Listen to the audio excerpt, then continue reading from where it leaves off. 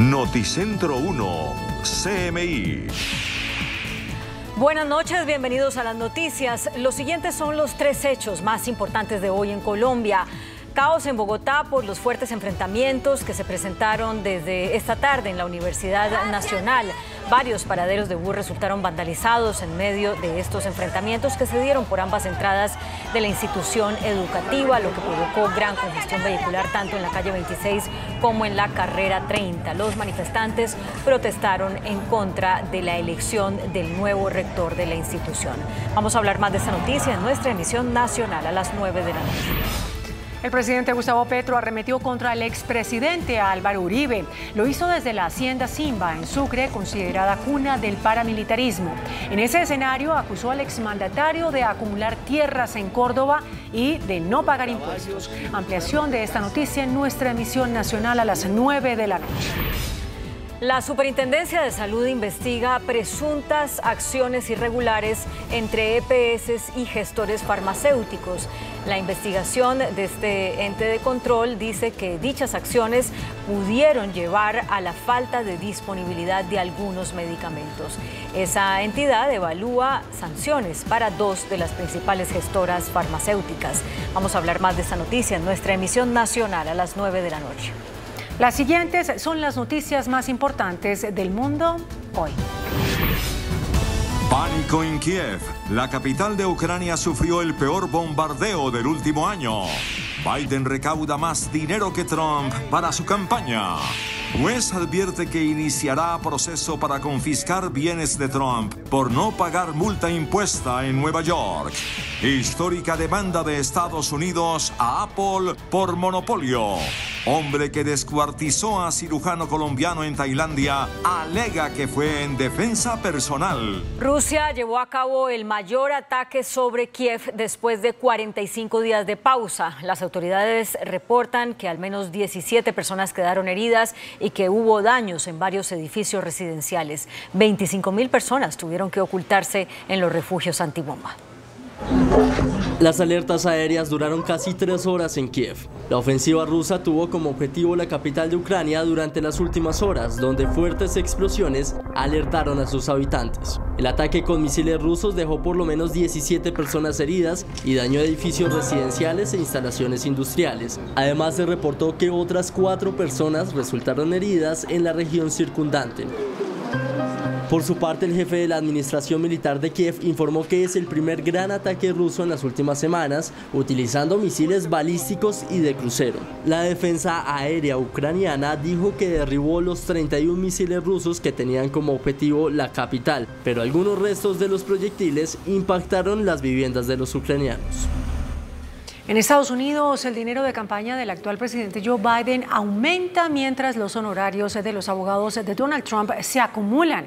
A pesar de que la campaña de Donald Trump experimentó un aumento en las donaciones en febrero, no logró igualar el ritmo acelerado de recaudación de fondos establecido por Joe Biden, cuya operación política amplió su ventaja financiera sobre el rival republicano. Y entre tanto, el fiscal general de Nueva York se prepara para confiscar los bienes del expresidente Donald Trump en caso de que éste no pague la fianza de $464 millones.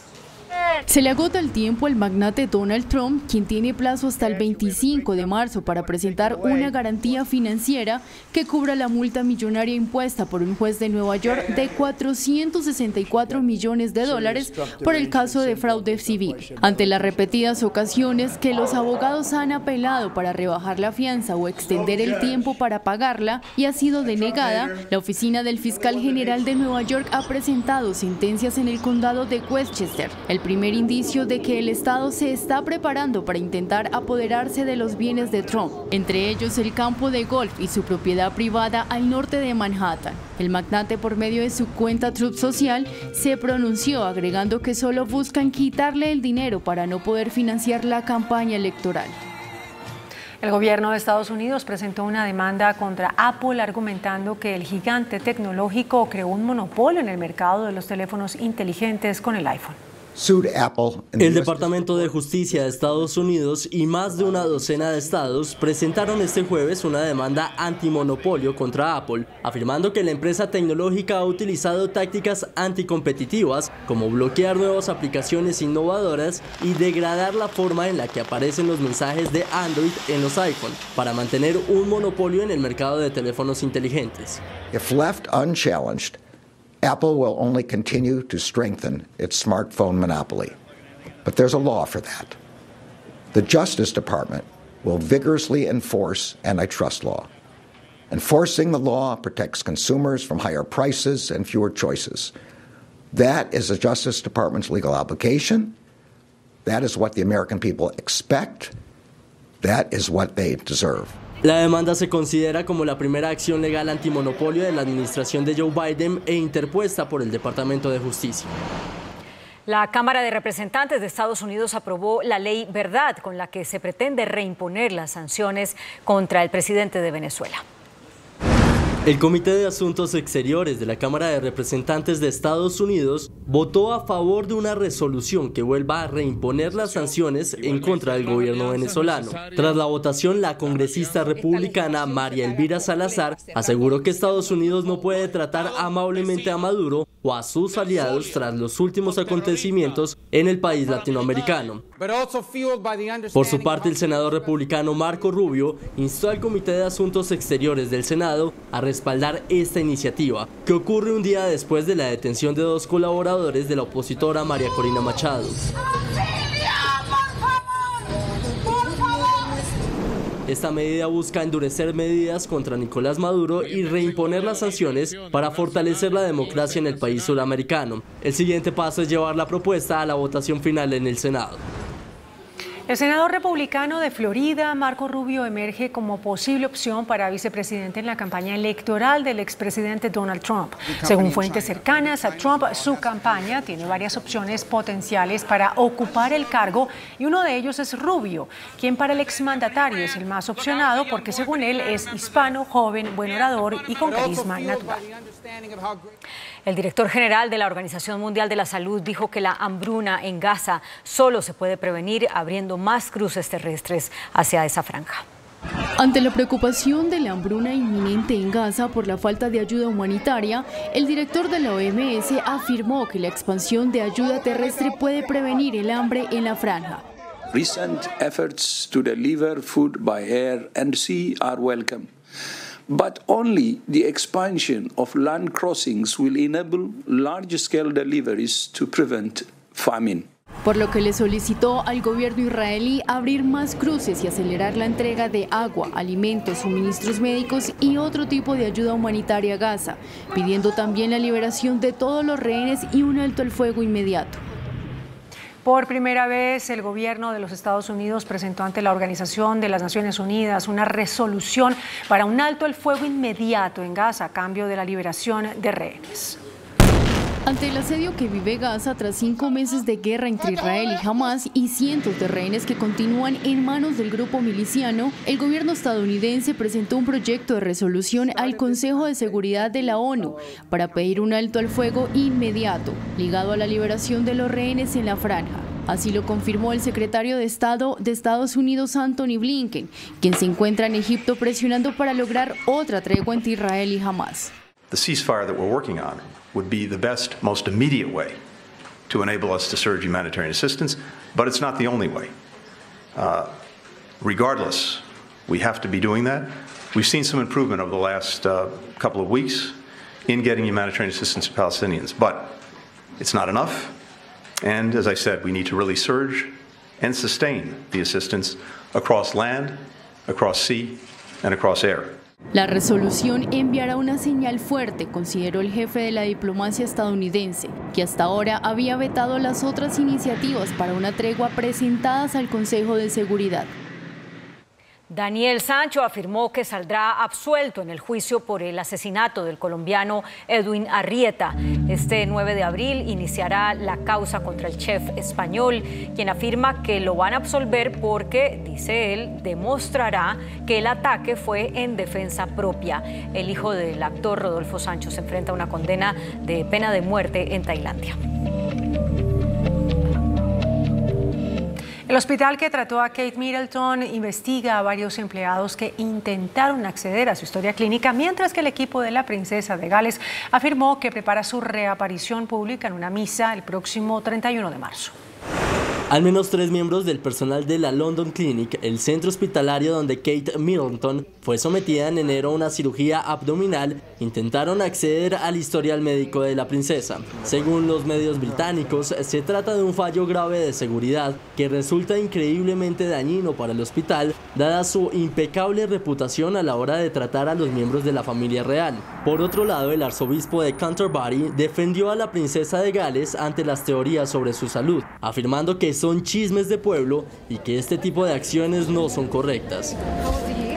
Además, el equipo de la princesa prepara su reaparición pública en una misa el próximo 31 de marzo, domingo de Pascua, durante el servicio religioso que tradicionalmente atiende a la familia real británica. Por primera vez, un riñón de cerdo modificado genéticamente fue trasplantado con éxito en un ser humano. Por primera vez en el mundo, una persona viva fue trasplantada con éxito en el Hospital General de Massachusetts con un riñón de cerdo genéticamente modificado. El receptor, identificado como Richard Sleiman, de 62 años, quien padece una enfermedad renal terminal, se recupera bien y se espera que pronto sea dado de alta. Se trata de un hito médico sin precedentes que abre nuevas esperanzas para millones de pacientes con enfermedades renales terminales alrededor del mundo. La creación de este tipo de órganos busca enfrentar la escasez de riñones para trasplante. Este logro representa no solo el avance técnico, sino también un potencial cambio de paradigma en la medicina trasplantológica. CMI presenta Pregunta a Yamil. Muy buenas noches. Uno de los temas más importantes que estudia el Senado de la República es el proyecto de pensiones. La senadora Marta Isabel Peralta Epiayú Epinayuy es la presidenta de la Comisión Séptima del Senado, en donde se debate la iniciativa del gobierno. La senadora Peralta es una mujer guayú, hablante de la lengua guayunaiki y pertenece al pacto histórico. Además es abogada de la Universidad Externado de Colombia y es especialista en Derecho Ambiental en la Universidad del Rosario. Ella es nuestra invitada de esta noche. Es un placer tenerla aquí. Para mí el honor, Yamit, de estar aquí en tu estudio. Antes de hablar de las gestiones que usted cumple en el Senado de la República sobre el proyecto de pensiones y el proyecto de salud, ¿no? Hablemos un poco de usted. ¿Cómo es su historia? Bueno, yo soy una mujer guayú, soy hija de guayú con afro, ¿sí? Con un hombre afro. Mi papá ya no vive, falleció. Salí de mi ranchería a los 4 años. ¿Él era de dónde? Él era de Monguí, en La Guajira. De un pueblo. Pero no guayú. No guayú, afro. Soy una mezcla. Pero digamos, en la cultura guayú, el poder lo tiene la mujer, ¿no? Sí, tenemos un papel muy importante al interior de nuestra cultura y la descendencia, digamos, se sigue por la línea materna. Entonces, por ejemplo, mis hijos son guayú porque su mamá es guayú. Y el apellido es Epiayú Epinayú. Sí, que es su apellido y no el de su papá, y no el de su marido. Bueno, mi clan, yo soy hija de mujer Epinayú, ese es mi clan. Y el clan de mi mamá y de mi abuelo es Epiayú. Entonces tengo los dos, todos aquellos que tengan ese irruku, los que son guayú me entienden, pero es un clan como el que está en la distribución poblacional nuestra. En las comunidades todos tenemos un irruku o un clan. Y ahí está, yo tengo dos, Epinayú y el Epiyayú. Pero el poder total es de la mujer en su clan, ¿no? Sí, matrilineal. Total. Ahora, esa costumbre que había antes, no sé si existe todavía, no creo, de que se compraba una niña guayú por un número determinado de hijos? ¿Eso existe todavía? Bueno, no era una compra, no es una compra como tal, es una dote. Es la entrega de una dote, que esa dote tiene un significado muy importante y es de solidaridad, de apoyo, cuando el hombre esté en ausencia con esa mujer que quedó con los hijos, quedó desprotegida. Entonces, esa dote tiene ese sentido. La reciben tus tíos maternos y esos tíos maternos tienen la obligación de que si tu esposo fallece, se enferma, etcétera, ellos tienen la obligación de ayudarte en la crianza de tus hijos y la tuya misma a tu manutención. Ese es el sentir realmente de esa dote. Y usted, senadora, que se llama Marta Peralta, ¿por qué nombres normales, Marta Peralta? Bueno, mi nombre viene de mi papá me lo colocó, o sea, al yo tener ya esta intercambio o esta mezcla entre una mujer guayú y un no guayú, entonces ya empieza el intercambio cultural, digamos. Entonces mi papá es apellido Peralta, y mi clan, mi mamá, como es guayú, pues ese es mi segundo apellido, Epieyú. ¿Y usted se casó con? Yo me casé con un hombre que no es guayú, es médico, es de la costa, y bueno, pero mis hijos son guayú porque soy mujer guayú. Ah, pero además en su casa manda usted, como en todas las casas. Él sabe que sí. Sí. ¿Qué significa mandar en casa? Bueno, no, realmente trato de ser muy equilibrada. Nosotros somos una familia muy joven, mi esposo también es joven, y tratamos de realmente primero proyectar, tomar decisiones conjuntas. No hay imposiciones por ser mujer guayú, no, ahí no hay. ¿Y sus hijos? Mis hijos son muy pequeños, tengo un niño de 2 años. ¿2 años? 2 años y uno de 8 meses. ¿Qué es? De 8 meses está bebé. ¿Te estás criando? Estoy criando realmente. ¿Y su esposo sabe hablar guayunaiki? Guayunaiki no sabe hablar, trata de entender. Pero es muy difícil. Pero mis hijos están en esa etapa. O sea, tratamos de sus nanas, que son mis primas, son personas de la comunidad. Tratamos de hablarle en lengua para que ellos ya vayan asociándose con nuestra cultura. No. Pues hoy ya me dice de todo que a veces no le entiendo. Entonces me habla en guayú, me mete frases en español y así, y las del lenguaje propio bebé. Ahora, doctora Marta, ¿cómo es la historia suya? ¿Cómo es que terminó usted siendo del clan guayú, nacida en La Guajira, en una ranchería? ¿Terminó en el Senado? Bueno, mira, a mí me anima mi historia para otros jóvenes guayú, sobre todo porque tenemos muchas limitaciones, pero nos podemos superar. Yo aprendí el español a los 5 años en Riohacha, cuando empezaba a formarme. Me criaban mis tías. ¿En dónde aprendió español? En Riohacha.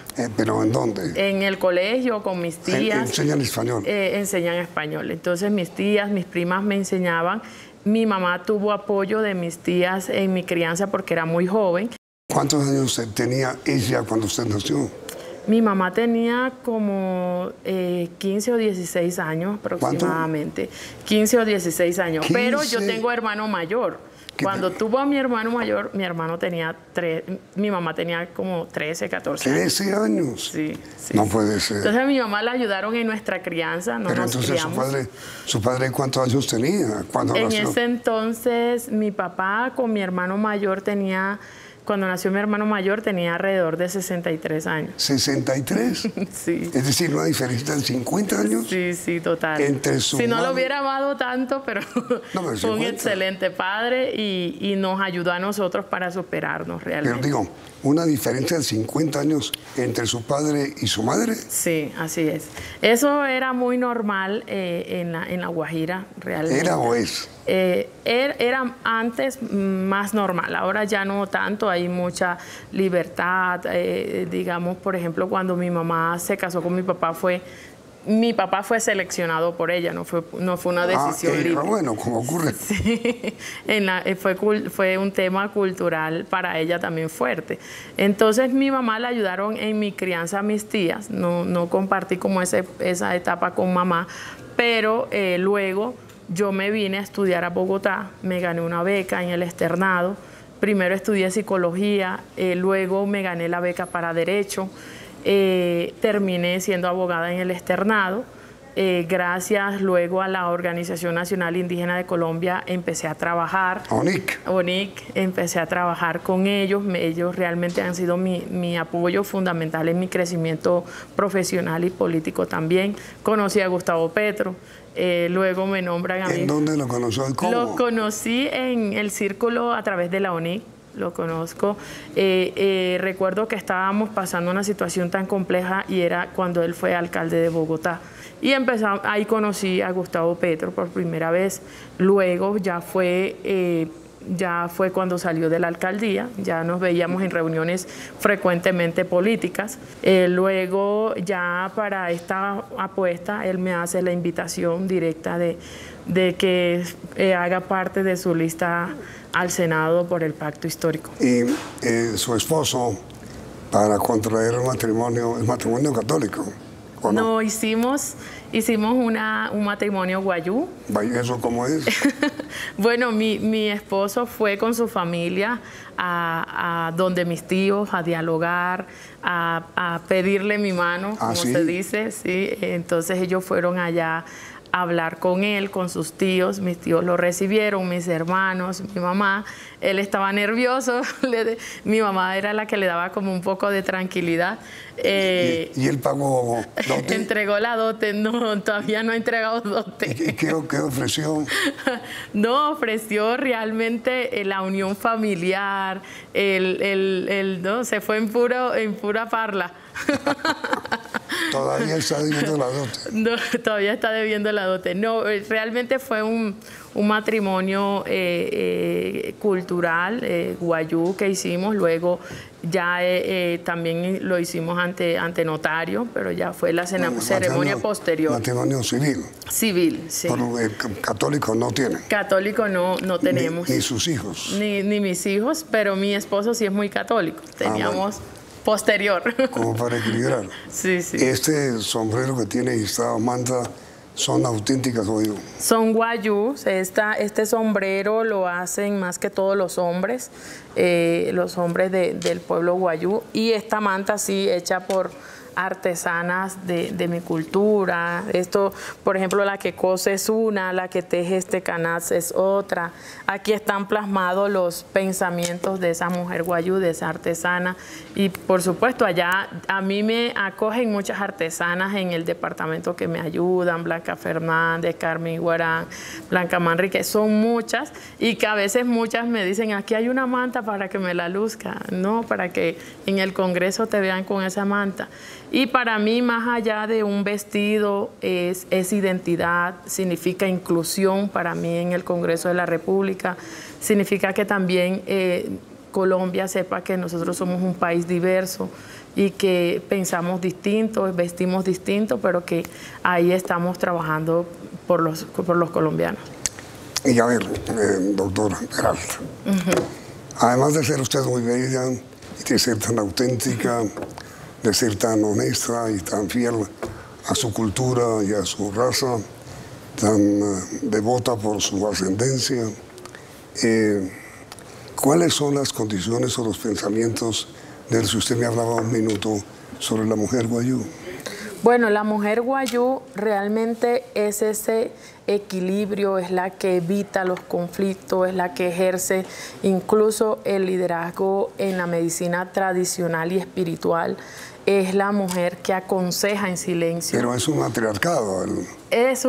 Bueno, sí, podríamos decir que tenemos un papel tanto político como espiritual muy importante al interior del pueblo guayú, al interior de nuestras culturas. La mujer guayú tú nunca la vas a ver que regaña al hombre en público. ¿Ah, sí? No lo hace. Ah, pero no, bueno. No lo hace. Pero, digamos, a nosotras nos aconsejan eso, pues. Pero en silencio aconseja al hombre. Y no lo castiga. Te lo castigará, pero en silencio. Pero entonces ejercemos ese papel tan importante. Y bueno, ¿y por qué ha tenido usted tanto éxito político, quiero decir? Bueno, yo creo que se debe a las oportunidades, pero también a la preparación a la que me he dedicado. Yo he tenido claro, Yamit, que uno cuando es pobre tiene que esforzarse, estudiar, y creo que esa es la herramienta más fundamental que tenemos. Yo sabía que mientras más estudiaba iba a ganar más plata cuando me contrataran, y que eso me iba a dar una mejor calidad de vida y le iba a poder ayudar a mi mamá, a mis hermanos, etcétera, a mi familia a superarse también. Entonces, cada vez que me encuentro un guayú, una mujer, le digo, haz lo posible por estudiar. Estudia, prepárate y avanza. Entonces ha sido como ese encuentro de las oportunidades que me han brindado, incluso a personas ajenas a La Guajira. ¿Y en la etnia guayú existe el dinero? Sí, claro. ¿Normal? Normal. Eso de la dote. No, de hecho, te cuento aquí algo muy curioso, y a ustedes, es que hay hombres que, me contaba mi abuela, que habían hombres en la familia, en X familias, que a veces yo lo veía solo. Yo le decía, ¿por qué él está solo? Me dijo, su familia jamás tuvo para dar una dote para la mujer que él pretendía. Sí, entonces imagínate, entonces sí existe y necesaria, ahora que sea suficiente, pues ahí están los dilemas que tenemos que vencer. Bueno, ahora vamos a hablar de la política, el proyecto de pensiones y el proyecto de salud, que también está en sus manos.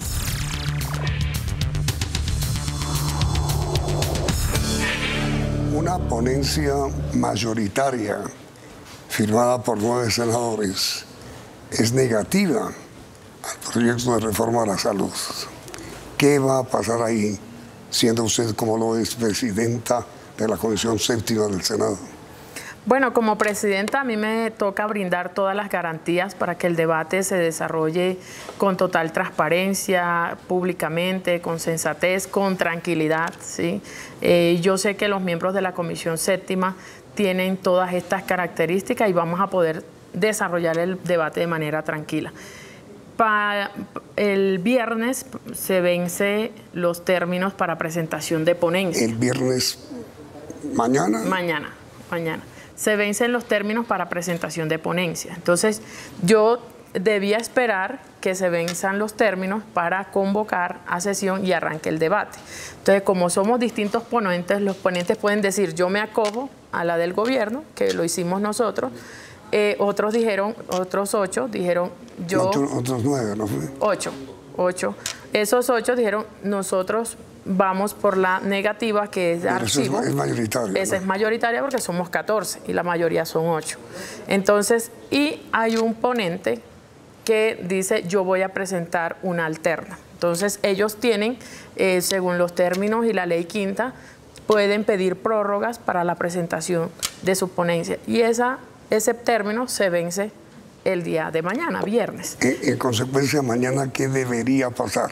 No, mañana se recibe la ponencia, si él no pide... ¿Las ponencias? No, ya se recibieron 2, falta la alterna, falta una del senador Fabián Díaz. Él la presentará si no necesita más tiempo. Que no es ni negativa ni positiva. No es una alterna, sí. Para que pues se pueda poner a consideración de la... Que usted lo hará. Claro. Pero claro no mañana. No mañana. Después de Semana Santa. Después de Semana Santa estaremos citando el 2 de abril a la comisión para que se puedan debatir los proyectos de ley de otras áreas y se hace el anuncio de ese proyecto, del proyecto de la reforma. Pero digo, ya con 8 parlamentarios que tienen una ponencia negativa, ¿no tiene salvación el proyecto? Bueno, yo sigo siendo muy positiva en esta situación. Yo espero que realmente podamos generar diálogos y crearse los consensos. Yo comprendo a los senadores que presentaron la ponencia negativa y hay un sinnúmero de razones para que lo hicieran, porque no se dieron de pronto los espacios de debate y de diálogo interno. ¿A usted le gusta la ponencia negativa? No quisiera que superara la ponencia negativa. Pero tiene cosas buenas. La ponencia negativa simple lo que dice es los argumentos de por qué no debe hacerse la reforma a la salud. Se hundiría.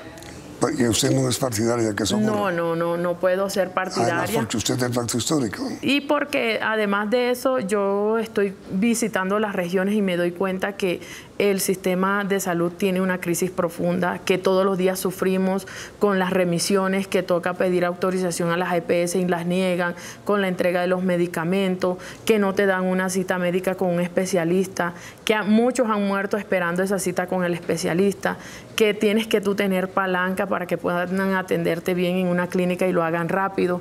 Entonces, todas estas circunstancias, ni siquiera el que hoy pueda pagar una prepagada tiene un excelente servicio a tiempo, de calidad, y realmente eso es lo que nosotros queremos que se debata. Y siendo usted del pacto histórico, ese que es el partido de gobierno, ¿por qué critica tanto a los ministros? Bueno, porque yo comprendo al presidente y como lo conozco en su actuar político, sé cuál es el sentir de él y qué es lo que quiere para el país. Y yo sé que lo primero que quiere es cumplirle a la gente que lo apoyó y a la que no lo apoyó también.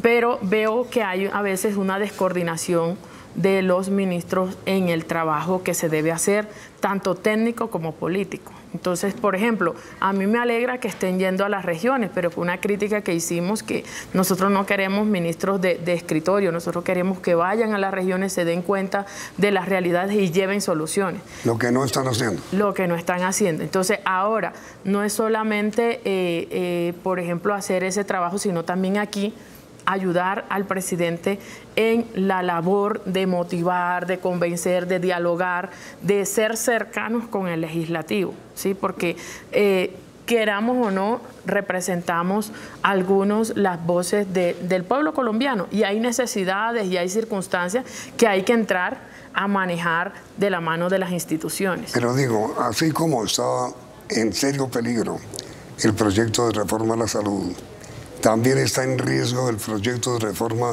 a las pensiones? Total. Ayer tuvimos, por ejemplo, que yo dije, bueno, vamos a someternos a votación y esta es el primer termómetro que vamos a poner. Nos ganaron una proposición que era de hacer una sesión informal con los sectores para escucharlos, que ya eso se ha hecho. Una audiencia. Una audiencia casi que es eso, se va a hacer. Que se va a hacer. Después de Semana Santa. Después de Semana Santa, que esperamos que no la sigan aplazando, sino que se pueda realizar pronto, porque realmente esas voces se han hecho. De hecho, esta era la reforma más consensuada, es la más bonita, es la que realmente la mayoría estamos de acuerdo, etcétera. Pero al ver ya hoy una tensión política en el Congreso, con el gobierno y la oposición y los que no comparten ciertas posturas del presidente, ha hecho que el camino se haya ahí como que limitado o obstaculizado un poco. Pero digo, senadora, tanto el proyecto de salud, de reforma a la salud, como el proyecto de reforma a las pensiones, los dos están en serio peligro de hundirse. Sí, mira, la pensional la tenemos en segundo debate, le faltan 2 debates y necesitaríamos que antes del 20 de junio pase, al menos haya abordado 3 debates. Entonces, en Cámara... Lo que no parece posible. En Cámara a veces veo el escenario un poco más viable, en Senado siempre se trunca un poco y esperamos que los senadores no sigan desbaratando el quórum, sino que ya se dé el debate. O sea, realmente vamos a dejar a la población adulta mayor sin protección, la vamos a dejar desprotegida, o estamos abiertos a que mediante un acuerdo nacional, aunque un acuerdo abierto, con sensatez, hagamos un debate de cara a la ciudadanía sensato, sin colores políticos, y entrar a solucionar esta problemática que tiene hoy el sistema pensional, y es que no está pensionando a la gente.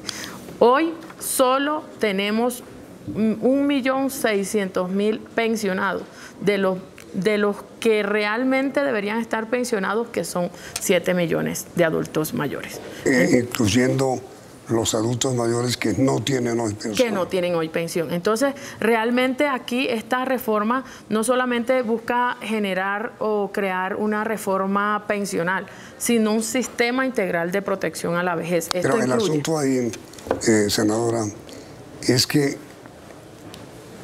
el proyecto contempla que las pensiones para quienes tienen edad de pensionarse, pero que no están pensionados, ¿la aportan los que están pensionados? No, realmente es un proyecto basado en pilares. El primer pilar es el solidario. Ahí entran... ese solidario es... Ahí entran los que hoy nunca cotizaron por falta de oportunidades laborales, pero que hoy no tienen ninguna protección y están en pobreza y están en vulnerabilidad. Entonces, esas personas que hoy tengan 62 años, las mujeres, y 65 años, van a recibir una prestación económica, pero eso no viene de la plata de los ahorros de hoy de los que están cotizando o de los que estamos cotizando. Eso viene del presupuesto general de la nación. Pero los demás, que en la pirámide sí vienen de ahí. Por ejemplo, no, tus ahorros como cotizantes van para tu pensión. Eso no se va a confundir, ni se entra a desproteger, ni entra en riesgo para nada. ¿Por qué se oponen tanto los empresarios a ese sistema? ¿Sabes por qué? Porque detrás de esto hay un negocio y lo tienen hoy los fondos privados, ¿sí? Scandia, Colfondos, Protección, Pervenir. Esos 4 tienen entre ellos 19 millones de 19 millones de afiliados. 19 millones de afiliados. Y 80 billones. Tienen 7.8 millones de cotizando. O sea, gente cotizando mes a mes, nosotros cotizando mes a mes a pensión, pero solo han pensionado 384.000. Entonces, ¿qué pasa? Ellos pueden, tú vas cotizando, ellos crean unos fondos o unas cuentas de ahorro individual donde tú vas depositando eso y ahí van recogiendo tus ahorros. Pero realmente ellos no están pensionando. ¿Qué está pasando? Que cuando ya te llega o te faltan 10 años para que se llegue tu edad de pensión, tú te pasas a Colpensiones, así estés cotizando en el fondo privado. Te pasas a Colpensiones porque cuando llegas hasta esa edad es que te das cuenta que tu cotización en Colpensiones te va a salir, tu pensión te va a salir más alta que en el fondo privado. Senadora Marta Isabel Peralta Epinayú, muchas gracias y le ruego que utilice su dialecto guayinaiki para agradecerle a los televidentes su asistencia y su presencia en este programa. Yami talatus mointayapumue, sao yahan en guaya ishaha en sao tayatala casulutra senado, jotahiyakan errakan tayasulutra cachu erraka, tasakan hiata guarayo. Ay pa. ¿Y cómo se dice? Muchas gracias. Anayawats. Anayawat. Mil gracias. Gracias a ti. Y a ustedes televidentes por la sintonía. Y los invitamos a continuar aquí en Noticentro 1 CMI. CMI presentó Pregunta a Yamil. Noticentro 1 CMI. Estados Unidos recorta y condiciona ayuda a Colombia. Reducción de 46 millones de dólares en asistencia y advertencias sobre Estado de Derecho. Graves disturbios en la Universidad Nacional. Protesta por elección de José Ismael Peña, quien era vicerrector de sede en Bogotá. Tribunal de Bogotá eleva a 13 años de prisión condena contra Aida Victoria Merlano. Investigan a droguerías por escasez de medicamentos. Alarma por sicariatos en Bogotá. 81 casos este año. Inundaciones por fuerte aguacero hoy en Bogotá. Situación económica es dramática, dice ministro de Comercio. Iniciamos nuestra segunda hora de noticias. El gobierno de Estados Unidos recortó y condicionó la ayuda que entrega a Colombia. La reducción es de 46 millones de dólares para este año. Colombia recibirá 410 millones de dólares por parte de Estados Unidos. Se trata de un aporte menor al recibido en 2023, que fue de 456 millones, la cifra más baja en recursos desde el 2016. El cambio del presupuesto responde a la solicitud presentada por el sector republicano del Congreso del país norteamericano, que exigió una reducción del 6% del presupuesto para las operaciones en el exterior. De los 456 millones, 134 serán destinados a la lucha contra las drogas, 206 para financiar los programas de desarrollo, derechos humanos y fortalecimiento de la justicia. 37 millones van a las Fuerzas Armadas, mientras que 36 fueron incluidos para el desminado y programas de salud. Ante la reducción, el gobierno nacional destacó el respaldo de Estados Unidos.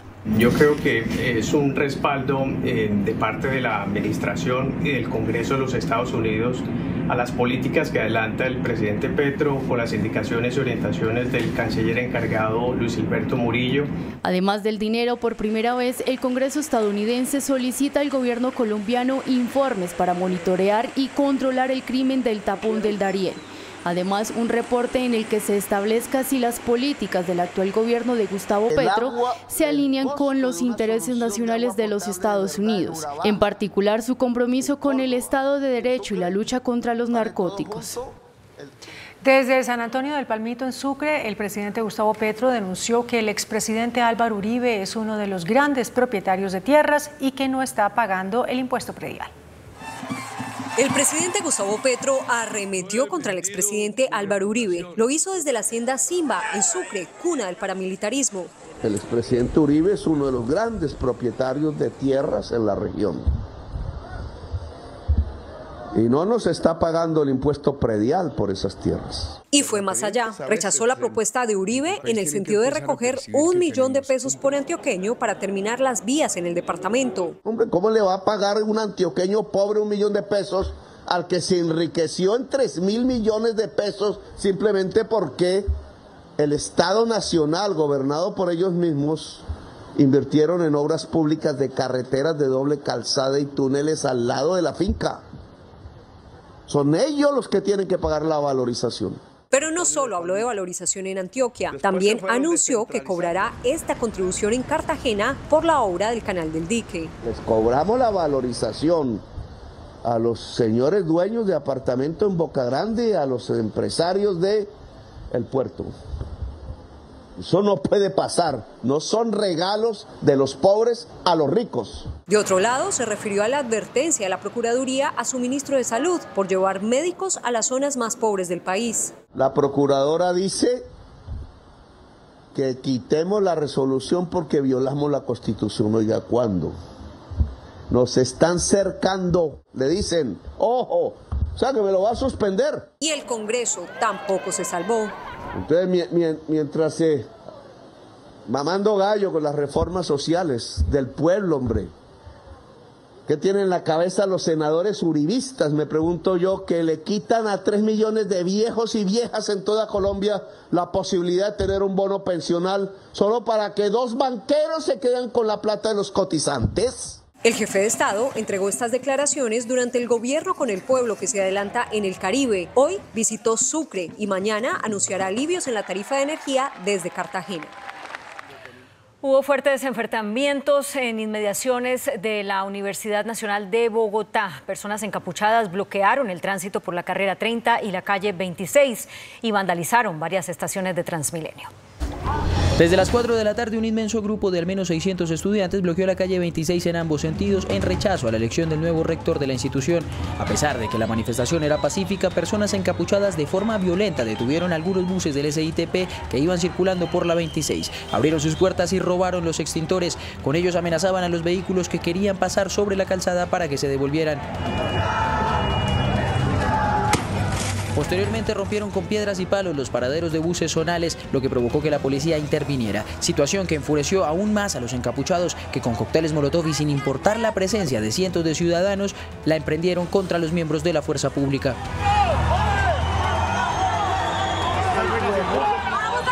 La policía logró atrincherar a la furiosa turba en la Universidad Nacional y allí continuaron con más intercambio de piedras, palos y cócteles molotov que venían desde la institución educativa superior contra aturdidoras, gases lacrimógenos y miles de chorros de agua que provenían de la fuerza pública.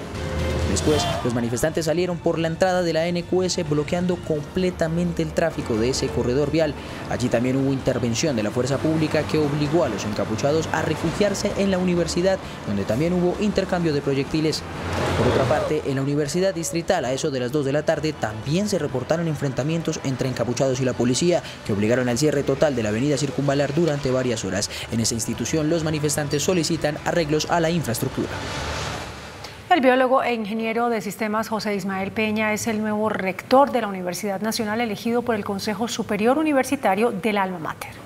El ingeniero de sistemas y docente José Ismael Peña fue designado rector de la Universidad Nacional para el periodo 2024-2027. El Consejo Superior Universitario eligió a Peña pese a la baja votación que obtuvo ante la comunidad, pues solo se llevó el 8% de los votos de estudiantes, docentes y egresados. El ingeniero, quien además era el vicerrector de la sede de Bogotá, recibe el cargo que ocupó Dolly Montoya. 5.500 estudiantes desertaron de los colegios en el departamento del Cauca debido a la situación de orden público en esa zona, donde aumentaron los casos de reclutamiento y de desplazamiento. Esto es lo que denunciaron congresistas de la Comisión de Derechos Humanos de la Cámara. Una compleja radiografía sobre la situación del Cauca expuso el congresista y exgobernador Óscar Campo, quien alertó por el aumento del reclutamiento y la violencia contra los menores en esa región. 153 indígenas reclutados el año anterior. Van 23 casos de reclutamiento en el Cauca en lo que cursa este año. La Comisión Accidental de Derechos Humanos de la Cámara hace un llamado por la situación de orden público en el Cauca. 5.500 niños, niñas y adolescentes no se matricularon este año en el sistema educativo caucano. Y el mapa de calor nos muestra que son en los municipios de mayor conflictividad. Entre las economías ilícitas y los grupos armados han coartado un derecho fundamental. Incluso en el Congreso circula una petición pidiéndole al presidente Gustavo Petro que levante el cese al fuego a nivel nacional. Es que tenemos una fuerza pública estática en muchas regiones, con las manos amarradas y sin cumplir el deber que es garantizar la seguridad de los colombianos. El presidente suspendió el cese al fuego con las disidencias de las FARC en 3 departamentos: Cauca, Valle del Cauca y Nariño. Uno de los jefes de las disidencias del Estado Mayor fue capturado por la DIJÍN y la Interpol en el Cauca. Daniel Eduardo Úsuga Díaz, alias Úsuga, se escondía en el municipio de Santander de Quilichao. Se trata de la primera captura del cartel de los más buscados en ese departamento, donde delinquen las disidencias FARC de Mordisco.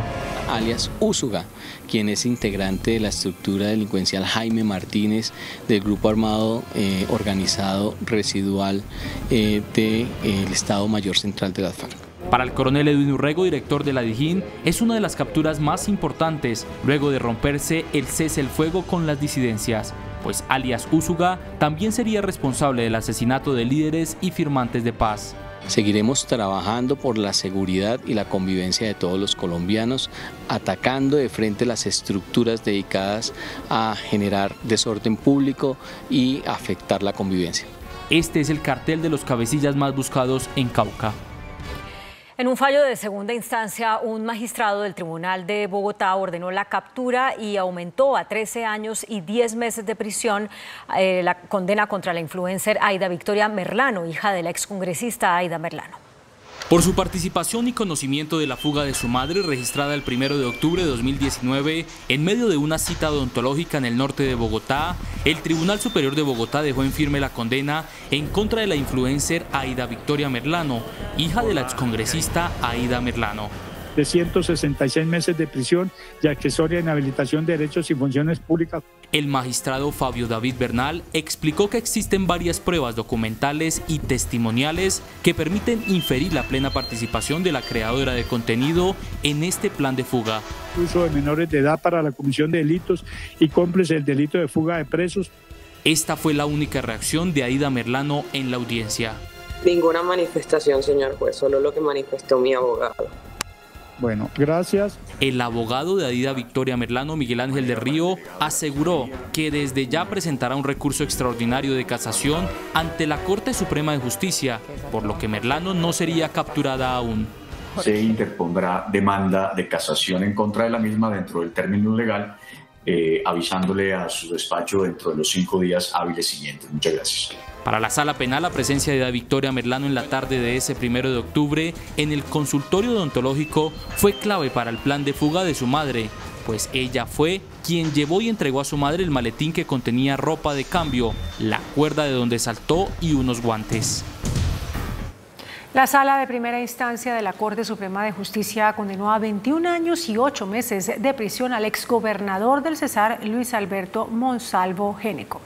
Bueno, las conclusiones de esta reunión... La compra de 1 kilo de hígado por 65.000 pesos, cuando en el mercado costaba poco menos de 14.000, provocó la condena contra el 2 veces exgobernador del Cesar, Luis Monsalvo Géneco, por irregularidades en el programa de alimentación escolar. Monsalvo es condenado por los delitos de contrato sin cumplimiento de requisitos legales y peculado por apropiación por la suscripción de un contrato por 17.145 millones de pesos en el año 2015 con el consorcio Alimentación Escolar a Salvo, contrato que tuvo sobrecostos por 1.500 millones. Condenar a Luis Alberto Monsalvo Géneco a las penas principales de 260 meses de prisión para los fines de la ejecución de la sentencia oficial al Instituto Nacional Penitenciario y Carcelario INPEC para que traslade inmediatamente el procesado a un centro penitenciario y carcelario a fin de que se ejecute la sentencia. La defensa de Monsalvo apeló la decisión. Convocar a una Asamblea Nacional Constituyente que aún nadie sabe para qué es puede abrir una caja de Pandora que genere zozobra en la sociedad. Esto fue lo que dijo hoy el expresidente de la Corte Constitucional, Humberto Sierra Porto. El llamado conversatorio urgente, reforma constitucional vía constituyente, fue realizado a instancias de la Secretaría General del Senado a cargo de Gregorio Elhach. Lo moderó el expresidente de la Corte Constitucional y magistrado de la Corte Interamericana de Derechos Humanos, Humberto Sierra Porto, quien planteó un decálogo de inquietudes sobre para qué esa constituyente que nadie ha explicado. Genera un proceso constituyente interminable, sin fin, abierto. Y esto genera mucha zozobra e incertidumbre dentro de la sociedad. Todo es posible cuando estamos hablando de Asamblea Constituyente en materia de propuestas. Es un poco abrir la caja de Pandora. Y el senador de la Calle, quien era ministro de Gobierno cuando la Asamblea Constituyente del 91, criticó al presidente Petro. Si algún grupo político fue determinante en la búsqueda del consenso, fue el M-19. Y por eso yo no me he cansado de aplaudir durante mi vida al señor Antonio Navarro. Antonio Navarro fue una persona clave en la búsqueda y la consecución de consensos. La propuesta del doctor Petro no es esa. La propuesta del doctor Petro es la del siglo XIX. Es la de las constituciones como cartas de batalla. Yo quiero una constitución es para derrotar a los otros. Y eso no fue lo que ocurrió en el 91. Desde el Pacto Histórico defendieron una convocatoria diciendo que no es una asamblea constituyente, sino un proceso constituyente con el pueblo. ¿Para qué una constitución? ¿Para que me garantice mis derechos? Y si no, ¿para qué un contrato social? ¿Para qué un acuerdo social? Entonces ahí voy hacia donde dice Clara, si el acuerdo nacional pasa por estos puntos, si el acuerdo es con la gente, no obligatoriamente entre las élites. En el evento también estuvo la senadora del Pacto Histórico, Clara López. La Superintendencia de Salud investiga posibles acciones irregulares entre EPS y gestores farmacéuticos que pudieron llevar al desabastecimiento de algunos medicamentos. La Superintendencia de Salud anunció una investigación contra 3 gestores farmacéuticos por presuntas acciones irregulares junto a EPS que pudieron llevar a la falta de disponibilidad de algunos medicamentos. Hay algunas EPS que de manera soterrada están generando una lista o una serie de requerimientos para contratación a estos gestores farmacéuticos con determinados laboratorios, lo que hace que se limite la compra de medicamentos a determinados laboratorios y que no haya una adecuada oportunidad o una adecuada reserva de cualquier tipo de medicamento para poder atender las solicitudes de la población. El superintendente estudia sanciones. Si nos damos cuenta en estos momentos que hay un incumplimiento, que hay una falla, que se está poniendo en riesgo la vida y la salud de las personas, pues obviamente la superintendencia tendrá que hacer las labores respectivas de sanciones y correctivos. Según el INVIMA, hay 24 medicamentos en situación de desabastecimiento. Las EPS cuestionaron el concepto fiscal sobre reforma a la salud. Aseguran que los gastos proyectados son insuficientes para sostener el sistema. En un foro de semana, las EPS del régimen contributivo y subsidiado aseguraron que el documento con los análisis fiscales realizados por el Ministerio de Hacienda y entregados al Senado sobre la reforma a la salud no son claros en su totalidad. No es claro en cuál es la inversión asociada a esa prevención y promoción, ni tampoco a cuáles son los ahorros que se derivan de allí. Pero adicionalmente hay que considerar que en la medida en que yo desarrollo más actividad de promoción y prevención, identifico los enfermos, los trato a tiempo, necesariamente está asociado a un mayor gasto de salud en el tiempo. Entonces, esa es una de las grandes preguntas que no se han podido resolver. Dice el Ministerio de Hacienda que no tienen claros las cifras de supuestos, los supuestos o las cifras completas, entonces son los mismos costos de estimación del Ministerio de Salud que se han venido, digamos, pidiendo ser más explícitos. Afirmaron que incluso en ese documento se puede evidenciar un déficit en los recursos que se necesitan para la reforma. Que hay un déficit de 15.5 billones de pesos que tendrían que buscar un espacio fiscal, es decir, reduciendo el gasto en otros aspectos para poder financiarse la reforma. La Procuraduría le pidió al ministro de Salud, Guillermo Jaramillo, que se abstenga de expedir una resolución sobre el funcionamiento de los equipos básicos en salud. Hasta alcanzarlo. El gobierno Petro ha planteado equipos básicos en salud que operarán por fuera de las clínicas, visitando territorios. La Procuraduría ha cuestionado un borrador de resolución que advierte que dichos equipos deben ser financiados con cargo a la unidad de pago por capitación UPC. Los recursos de la UPC tienen una destinación específica y estos no podrán ser utilizados para fines distintos a los previstos en la Constitución. La procuradora ofició al ministro de Salud para que se abstenga de expedir dicha resolución. No tiene la competencia para determinar una cifra porcentual de referencia en la resolución y tampoco cambiar el uso de estos recursos según lo que está establecido en la ley, por lo que podría representar una violación al derecho fundamental de la salud. Los exministros de Salud Alejandro Gaviria y de Hacienda José Manuel Restrepo cuestionaron el aval fiscal que se le dio a la reforma a la salud. Para el exministro de Hacienda José Manuel Restrepo, el nuevo documento presentado por el gobierno es un estudio de costos que calificó como confuso. No es un aval fiscal, es un estudio de costos y de ingresos con serias dudas sobre los ingresos y sobre mayores costos, incluso además con costos fiscales que arrancarían el primer año cercanos a los 3 billones de pesos. El exministro de Salud Alejandro Gaviria aseguró que el nuevo documento crea más incertidumbres que las anteriores y advirtió que no hay claridad en los costos y sobrecostos de la reforma. La preocupación es la siguiente: construir los centros de atención primaria en salud, la infraestructura, los equipos territoriales, puede costar eso, 100 y 200 billones. El sector salud ya tiene un déficit grande para pagar por los medicamentos, tratamientos y procedimientos hoy en día. Si usted esa plata la sustrae de los tratamientos y medicamentos, va a crear una crisis de atención en salud. Ambos se pronunciaron durante un foro de reactivación económica en la Universidad EIA, en Envigado, Antioquia. La suerte de las reformas a la salud y pensional está muy complicada en el Senado, reconoció hoy la presidenta de la Comisión Séptima de esa corporación, Marta Peralta. Además de ser la presidenta de la Comisión Séptima, la senadora Marta Peralta, exponente de la reforma a la salud, reconoce que esta atraviesa un mal momento y que está prácticamente moribunda. No es solamente decir hundan la reforma pensional, la reforma a la salud, sino realmente cuál es su propuesta de cara a lo que está presentando al gobierno. Si no les convence lo que dice el gobierno, ¿cuál es su propuesta? ¿Cómo lo hacemos? Pero aquí no podemos dejar de abordar una crisis profunda que vive hoy el sistema de salud.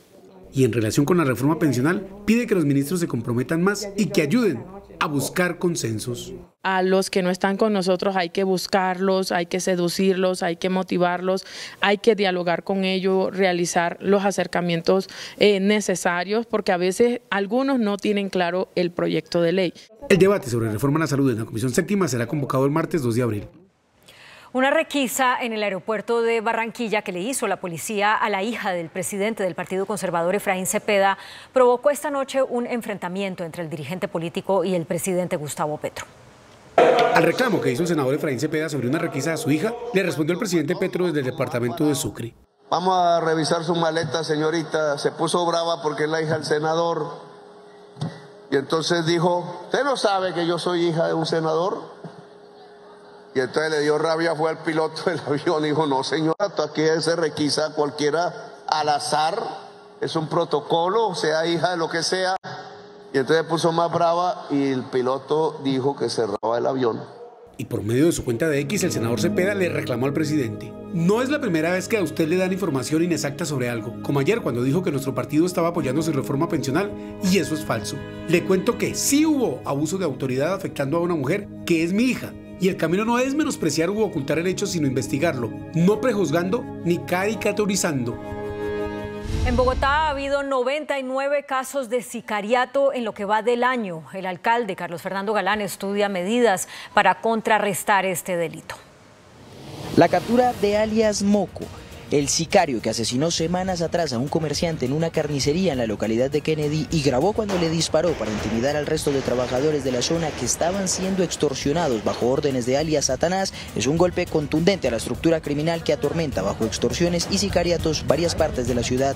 Ahí ya se capturó el año pasado a Satanás en Ecuador, se capturó al segundo al mando de la organización en San Antonio, Texas, se capturó también al jefe de sicarios que había participado también en el hecho del frigorífico y se captura ahora el que directamente accionó el arma. Esto es muy importante, hace parte de los esfuerzos, no es suficiente. Tenemos que seguir enfrentando estas bandas y lo vamos a seguir haciendo. Precisamente el sicariato es uno de los delitos que más preocupan Bogotá. De los 199 homicidios que se han presentado este año, 99 son casos de sicariato, 58 se presentaron en riñas, 9 por casos de atraco y 32 están por establecer. Las localidades con mayor afectación por el homicidio son Ciudad Bolívar con 31 casos, Kennedy con 28 casos, Bosa con 23 casos, Usme con 21 casos y San Cristóbal con 14 casos. Somos conscientes de que ese reto que tiene Bogotá en seguridad requiere de un gobierno liderando, pero también de todos los actores aportando, policía, fiscalía, ejército, el Gaula, el ejército nos ayuda muchísimo y la ciudadanía, necesitamos el apoyo de todos, organizarlos, apoyarlos para que haya frentes locales de seguridad fortalecidos, para que tengamos herramientas de denuncia, para que la ciudadanía vuelva a confiar en la institucionalidad, porque encontramos una ciudad donde nadie confía en nadie. En las últimas horas, el alcalde mayor de Bogotá se reunió con cerca de 200 reservistas que se ofrecieron para plantear soluciones a las problemáticas de seguridad que enfrenta la ciudad. El distrito se encuentra evaluando esta alternativa. La Dirección Antisecuestro y Antiextorsión de la Policía lanzó una alerta por el uso de la inteligencia artificial para extorsionar en varias zonas del país. Mediante inteligencia artificial, ciberdelincuentes podrían atacar a colombianos, así lo revelan desde la Policía Nacional. Logran clonarle la voz, clonarle y alterarle su imagen y colocarla en un cuerpo haciendo algunas actividades que especialmente lo que buscan estos actores criminales es contenidos eróticos de actividades sexuales. Expertos aseguran que están suplantando las voces para exigir altas sumas de dinero como si su familiar estuviera secuestrado o solo para extorsionarlo. Cuando los delincuentes clonan la voz de una víctima y de esa manera, por ejemplo, se comunican con los familiares para extorsionar, para una modalidad más avanzada de la estafa tío-tío. En 2024 se han presentado 2.124 casos de extorsión. Debo decirle de manera sincera, que tenemos un incremento del 9%. Ante esta alerta, las autoridades se preparan para atacar ciberdelincuentes que usan inteligencia artificial. 4 menores de edad resultaron lesionados cuando un muro de un colegio colapsó debido a los fuertes vientos que se produjeron durante el potente aguacero que cayó esta tarde en Bogotá. Este fue el momento en el que los tejados del colegio Estanislao Zuleta de la localidad de Usme fueron arrancados por el fuerte vendaval de esta tarde en Bogotá, lo que provocó que un muro se desplomara en la institución educativa. Bomberos de Bogotá le confirmó a este noticiero que 4 niños resultaron lesionados. También en esa localidad, al menos 10 casas pasarán la noche sin techo, pues la fuerza del viento arrancó las estructuras. El aguacero provocó que en algunas viviendas ubicadas en las partes más empinadas de la localidad se crearan fuertes arroyos de agua que inundaron algunas casas del sector. La movilidad fue caótica en varios puntos de Bogotá, pero la localidad más afectada, según el distrito, fue Usme, al sur de la ciudad. Por otra parte, en el municipio de La Calera se reportó una fuerte granizada en todo el territorio. Mucha atención porque hace pocos minutos desde San Onofre, Sucre, el presidente de la República, Gustavo Petro, ordenó a las fuerzas militares y a la policía capturar a alias Iván Mordisco, líder del Estado Mayor Central de las disidencias de las FARC. Pidió que lo cojan vivo sin matarlo. Yo quiero que cojan vivo a Iván Mordisco, no me lo maten. Porque dice un Twitter que él dijo que, y entonces vi que dice que el Twitter dijo que, y me tienen un escándalo. Cuando yo ni de chiquito me quise meter a la FARC porque no comulgo con ese tipo de planteamientos. Entonces no quiero que lo maten por ahí. Quiero es que esté vivo, porque va a la cárcel a hablar, a ver qué fue, si es que fue, y si fue lo que dijo, porque a mí no me interesa ese tipo de confusiones. Nosotros hicimos la paz hace 30 años y yo cumplo mi palabra. Dejamos las armas y no nos apoyamos en las armas ilegítimas de la nación. En alerta están los bomberos de Cundinamarca por los fuertes vientos que se presentaron en las últimas horas en el municipio de Anapoima, donde decenas de casas resultaron afectadas. Fuertes vientos en el municipio de Anapoima ocasionaron graves daños en casas y fábricas. Decenas de predios quedaron destechados y varios árboles cayeron a la vía. De manera inmediata se hizo la activación de todo el Consejo Municipal de Gestión de Riesgo de este municipio. El reporte inicial fue de afectación de varias viviendas. Autoridades recomiendan estar alerta en esta Semana Santa que se avecina, pues estas situaciones se pueden seguir presentando como preámbulo de la llegada del fenómeno del Niño. Estamos ingresando a la primera temporada de lluvias, por lo cual, de acuerdo a los reportes del IDIAN, estos se van a seguir reportando en diferentes zonas del departamento de Cundinamarca. En el municipio ninguna persona resultó lesionada a pesar de la intensidad de la emergencia. Las autoridades investigan las causas del accidente de una avioneta que se precipitó a tierra en Santa Rosa de Osos, en Antioquia. 4 personas perdieron la vida.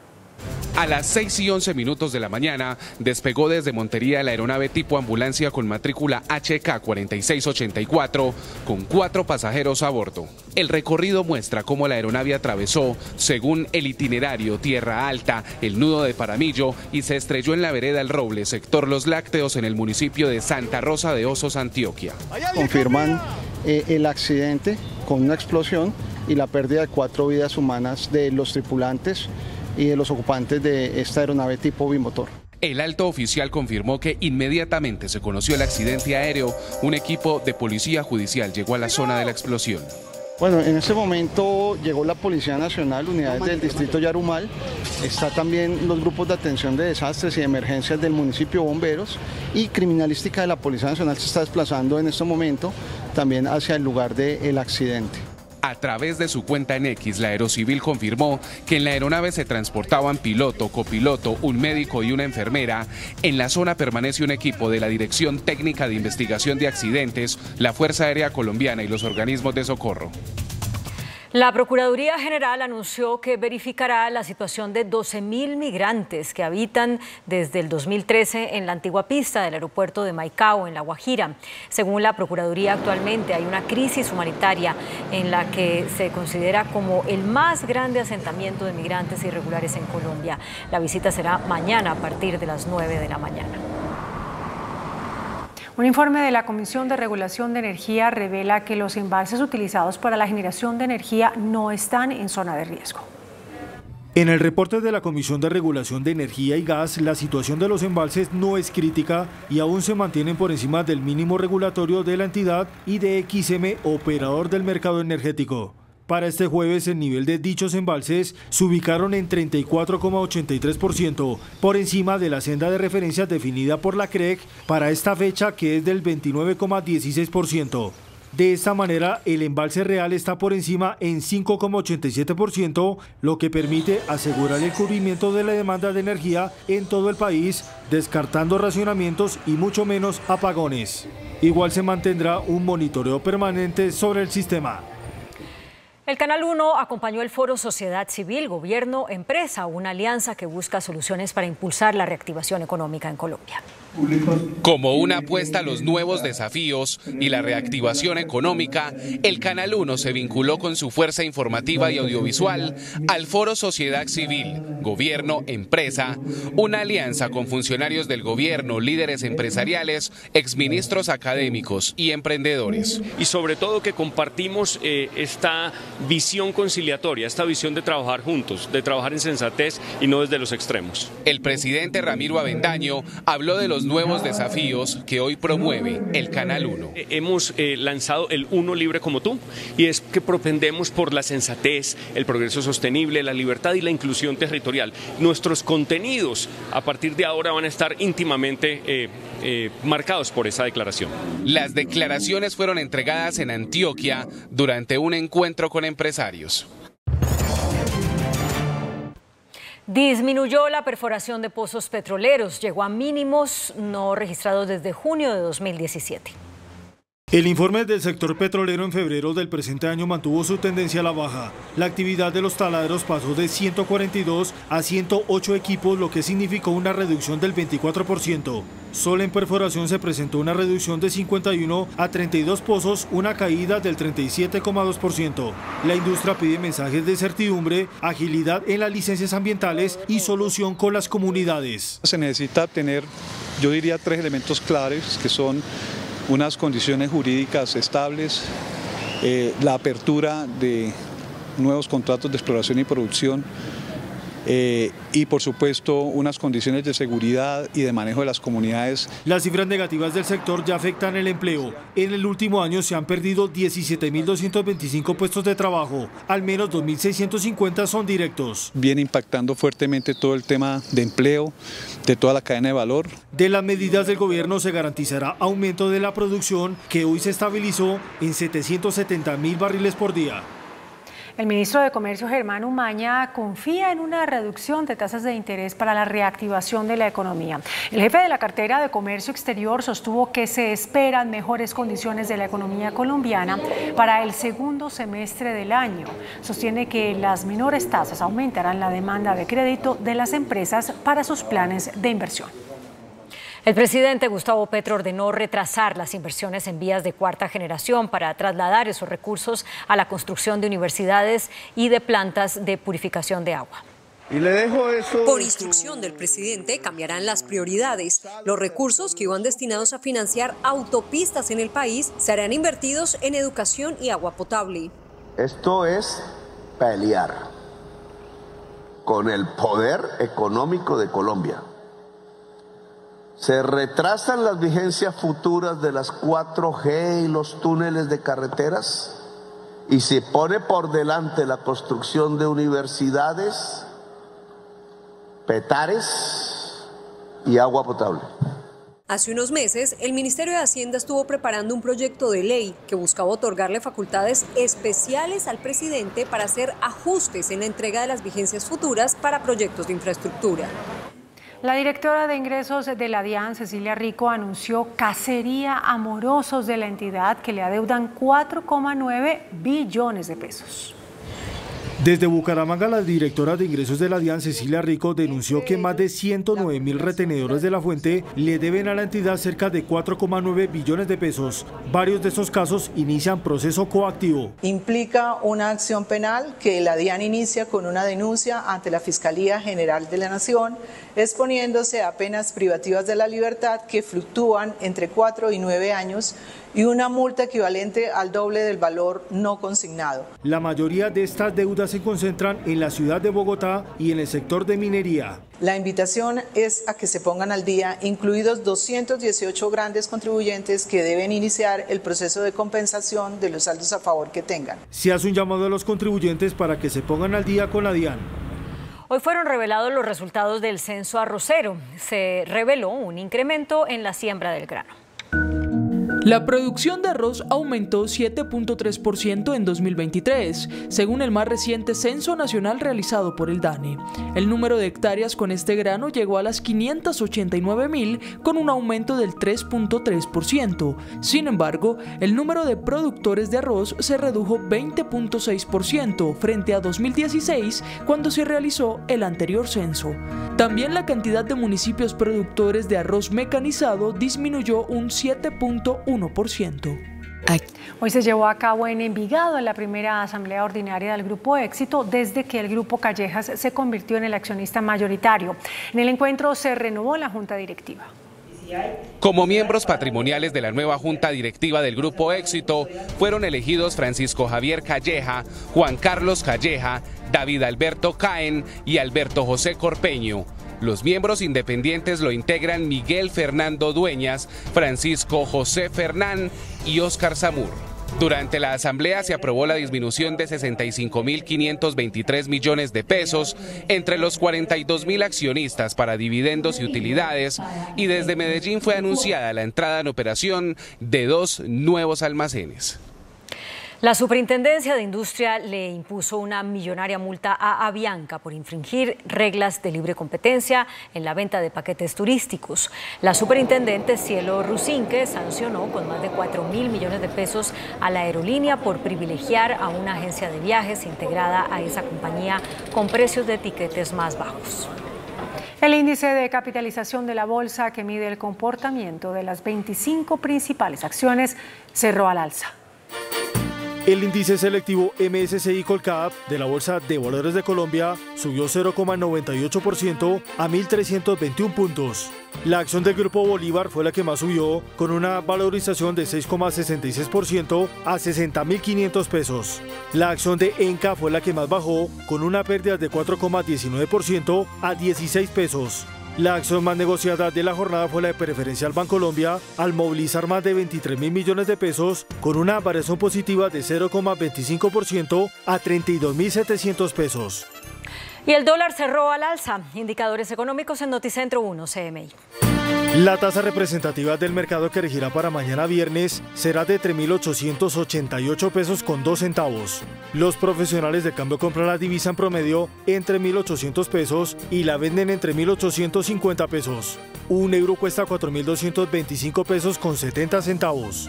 La libra de café en Nueva York se cotizó a $1.85.